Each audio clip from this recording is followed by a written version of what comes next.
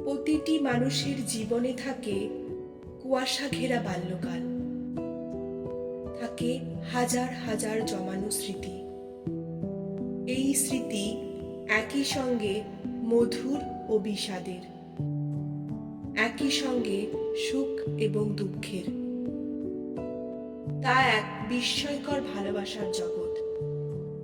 শিশুকালে মায়ের মুখে রূপকথার গল্প শুনতে শুনতে আমরা বড় হয়ে উঠি, কিন্তু আমরা জানি না মায়ের স্নেহ।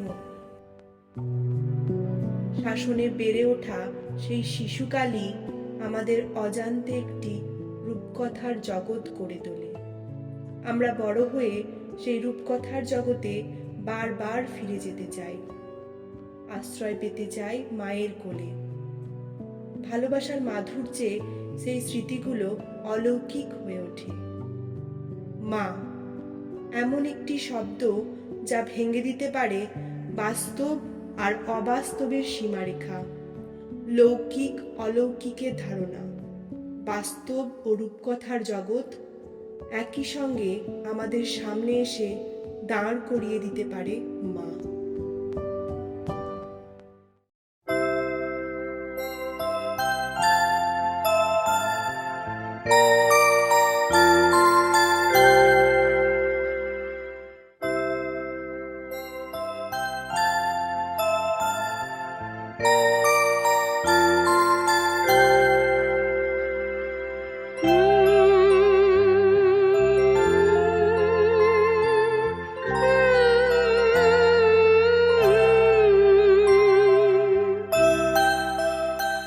ছোটবেলায় আমার কোনো গামছা ছিল না।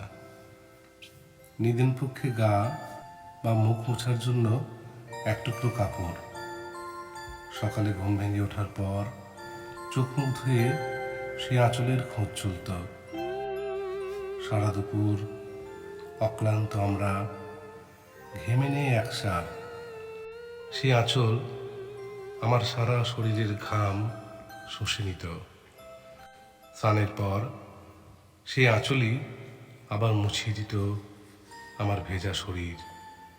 গ্রীষ্মের তপ্ত দুপুরে মাটির ঘরে সেই দীর্ঘ আঁচল আমার শয্যা রচনা করত।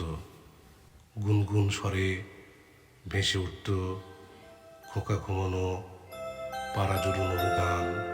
খোকা ঘুমলো পাড়া জুড়লো বর্গি এলো দেশে, বুলবুলিতে ধান খেয়েছে খাজনা দেব কিসে। চুলির মৃদু টুংটাং আওয়াজে চেয়ে দেখতাম একটা হাত পাখা অনবরত দুলছে আমার সামনে। মা দুপা মেলে বসে আছেন, কোলে শরৎ রচনাগুলি কিংবা খোলা আছে গল্পগুচ্ছের পাতা। ধান ফুরুলো পান ফুরুলো। এখনো সেই আঁচল আমাকে স্মৃতিকাতর করে। এখনো সেই আঁচলের স্পর্শ পাওয়ার জন্য আমি চশমা খুলে ধরিয়ে দিই সেই হাতে। পরম মমতায় মা আমার ভেজা চশমা মুছে দেন আঁচলে, আর আমি স্পর্শ পাই শৈশবের সেই ছোঁয়ার। আমার নাকে আসে ভিটা সাবানের গন্ধ। আমার সারা শরীর সেই স্পর্শ পাওয়ার জন্য ব্যাকুল হয়ে ওঠে। ক্লাসে পড়াতে পড়াতে ছাত্রছাত্রীদের গল্প করি সেই শৈশবের দুপুরবেলার।